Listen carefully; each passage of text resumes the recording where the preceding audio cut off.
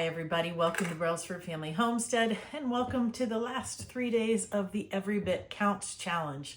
Today I'm going to be canning as much of my bone broth as I possibly can and maybe do a couple other things too. So I've already got a whole bunch of jars washed, a whole bunch of lids and rings ready, and my first batch is heated up in my kettle.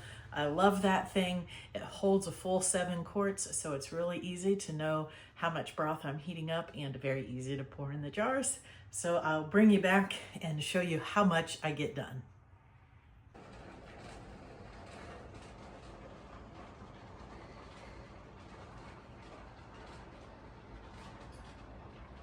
I've got my 5th and final canner load of broth going right now, but I wanted to show you guys something. This isn't really about Every Bit Counts challenge, but it's definitely about preserving. So I have checked my jars and I've got them heated up and everything, but I missed one. I don't know if you can see it here. It's just a little chip, but it is right there on that edge that's chipped. But then I found 2 more that, even though I had touched all over the rim and they're not chipped, both of them have a chip right there. I think you can see that one in whatever you call that. This one has one too. So that may not, affect the lid adhering to this, but that could affect how well the ring is on. So make sure you're checking your jars every time. Who knows how that happened? It could have been me dropping it at some time. It could have been the way it was loaded in the dishwasher. Who knows? But we don't want to lose any of our product. I am using up some lids that I already had on hand that are not 4 jars. And I'll tell you, I've had 3 lids blow off. I have no idea what's going on. I've been texting with a friend. We can't not figure out, how are these things unscrewing in there and blowing off? But I am all done with those lids. I have no more. And so hopefully we'll never experience that again. But check your jars. Sorry for all the background noise. There's a lot going on in the kitchen. So I have some different red peppers here that I want to experiment with. I'm trying to let as many of my peppers turn red as possible, but this is just a small harvest of them. And I was reading about dehydrating them and then rehydrating them for use in meals later. And because that would save freezer space, I want to give it a try, but I don't want to do it with all of my red peppers. So I'm going to get a bunch of these diced and put in the dehydrator.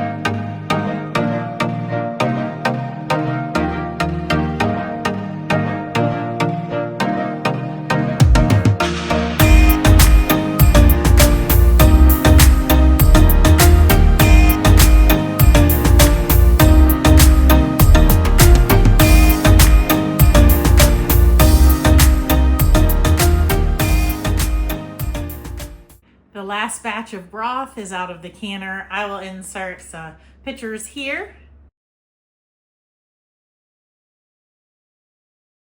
There is 32 quarts on that short. No, there isn't there? How many did I say? Right now there are 32 quarts on the shelf and 2 in the fridge from lids blowing off, and I didn't want to run a canner for 2 quarts. We'll use that this week. And so I did 2 batches of broth before this. So that's a total of 48, I think, from this batch of chickens. So I'm really happy about that. And I had canned broth from chickens in July as well. So we should be set. That's going to do it for today for day 29. We'll see you back tomorrow for day 30.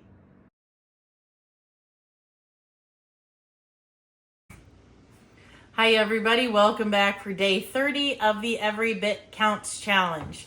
Earlier today I harvested some rosemary. I'll show you a shot of that here. Rosemary for the drying rack and pineapple mint for extract. And that is already on my drying rack, drying, and then I packaged up the sweet peppers that we put on the dehydrator together.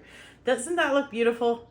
So I'm really excited to give these a try. I've not done this before, and if you haven't either, what I'm told is you can just rehydrate them with liquid and cook with them as normal. I'm assuming for a soup or stew, you could just throw them straight in like this. And this will save me a lot of freezer space, which is in high demand around here. So I'm hoping I love that. I also have some habaneros that we're going to deal with today. It's not a lot. They're just starting to get ripe, which is why I only have this many. But I want to dehydrate some whole so that I can just throw them into some stews that I like to use them in. But it's not in the whole thing, little pieces for people who are a little more sensitive to heat. But I could take that out or take it and put it in my bowl. So I'm going to cut a slit in these first. So to make sure that they dehydrate fully, I'm going to wear gloves just in case. And then I'm going to dehydrate this outside. Yeah, so you don't want to dehydrate things like this inside. You will be coughing and hacking and nose running and everything else.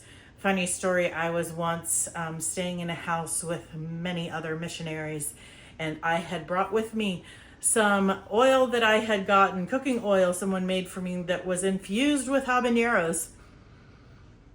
And I put it in a skillet in a kitchen, not knowing. I was used to cooking outside at that point in my life. Well, everybody was crying and coughing and hacking. So even with those things, be careful. So let's get slits put in these. So really easy. I'm just going to cut a slit in them, and I'm wearing gloves just so that none of this oil gets on there. So that one side, that would be sufficient. And I'll put them on my dehydrator tray here. Even if your hands can handle the heat, other parts of your body probably can't. I used to wear contact lenses and used a big grinder thing, kind of like a mortar and pestle, to grind some of this up. And then went and put my contact lenses in. Yeah, you can just imagine how that went. Do you like habaneros? I do. I love the flavor of them.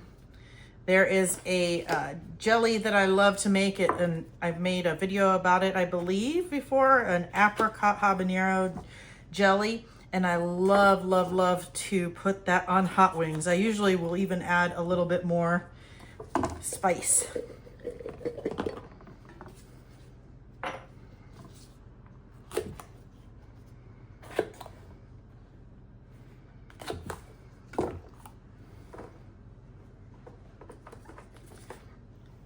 Just a few, but that will be delicious. This is gonna do it for day 30. We'll see you back tomorrow for day 31, the last day of the Every Bit Counts Challenge for 2025. Hi everybody, welcome back for day 31 of the Every Bit Counts Challenge. We made it. Today I have 2 bowls of tomatoes here that I've already washed and cut in half. I'm going to be putting these through my food mill to make just a standard tomato sauce. Though I love the roasted marinara we made previously, my picky eater doesn't really like it, but will only eat my other sauce. So I'm going to make this for her to make sure I have plenty, because it is something she eats quite a bit of throughout the year. So my habaneros were ready this morning. I already vacuum sealed them. I'm going to open it here so you can see. But they're really, whoop, I'm dropping them. They're really dry and crispy. I'm really excited to use these. Obviously, I could grind these into a powder or something, but I really want to use these just to drop whole into some stews that I make. So that's going to be awesome. So we're gonna get these tomatoes through the squeezo, and I will start cooking them down, but I will not have them canned tonight because it is Sunday. I have church and all of that, so it's late. It's not going to be ready to be canned yet by the time I'm ready to go to bed, but every bit counts. And so when you're following along with me, I know some of the days I have done a lot of preservation in one day. And that has part to do with the time of the year. You know, the garden is usually jamming. And I'm in Southwest Ohio, so a lot of things are coming on and needing preserved during the month of August, probably the same where you're at. But if you don't have a garden and stuff, I would still encourage you to participate if you want it, because it is every bit counts. You don't have to have a day where you're, you know, processing 15 dozen ears of corn, or you've got, 100 pounds of tomatoes. One year I went to an auction and I had 250 pounds of tomatoes. Don't be me with that one. That was but all of these things, it helps us to see how fast the pantry fills up, even with just a little bit. You know, there were days where all I did was go out to the garden and cut one of my herbs. And yes, maybe I had a whole bucket full because my container has a lot of herbs, but it didn't take much time or effort, and I just put it on a drying rack and it stays there until I'm ready to deal with it. And so all of those things add up. I will now have that herb for the rest of the year. So don't let comparison is the thief of joy. Do not let somebody else's headlines, you don't see all of the other things. You don't see how dirty my house has been this month. I'm just going to be real with you. But you don't let somebody else's, what seems like a massive preservation, steal the joy of preserving that handful of tomatoes or whatever, that handful of herbs or whatever it may be, because you'll be so happy to have it later in the year when the garden is not there or fresh produce at a farm stand is not there. I think sometimes some of us, me included, in this challenge can push ourselves to do as much as possible, but really the heart of it is to see that every small bit counts. And if you haven't been here in all of my videos, there'll be a playlist here of all of this year's challenge, but also previous years. But there was also a day where I did nothing because I overdid it. I went out to the garden at a time that I shouldn't have and harvested and almost passed out. So every bit counts, and that includes taking care of yourself. So anyway, let's get these tomatoes through the food mill, and I'll look around to see if there's anything else that needs my attention right now. I'll bring you around so you can see the other side just in case you haven't seen it. This is a manual food mill, and I really like this, but honestly, I think that I would like to invest in an electric one that does a really good job. So I know it'll be investment. I will have this just in case. But when I'm doing massive amounts of tomatoes and thinking about as I get older, I am currently 51, but later in life, maybe cranking this thing will just not be as doable, and it will also be usable for other things. I have seen some that are like a meat grinder with attachments for a food mill like this. That would be, more than one use. So I may do that. But I'll get my arm workout. This is not too much. I've done much more than this at once before, but I'll bring you around so you can see what it looks like.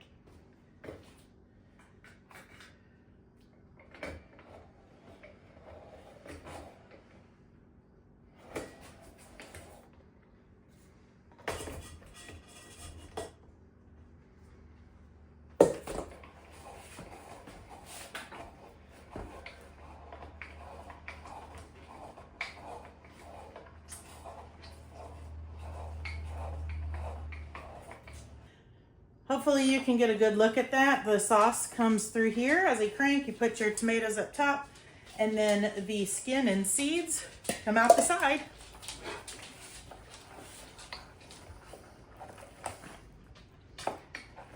And you just crank and crank and crank till you're all done.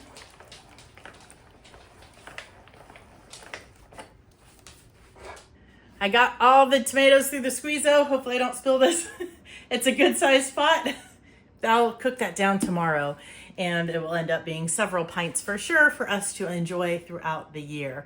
I want to say thank you to all of you who have been watching and sharing and giving a thumbs up. And also there's a lot of new subscribers. So to the ones who've been here for a long time and the new ones, you're welcome. I'm so glad that you're here and I appreciate you watching. I hope that you'll watch some of my other videos. There'll be some playlists up here of not only the Every Bit Counts Challenge, but other homesteading content. And if there's something you would like to see, I would love for you to put it in the comments below. I post a new video every Wednesday morning at 7 a.m. Eastern Standard Time. We'll see you next time. Until then, God bless.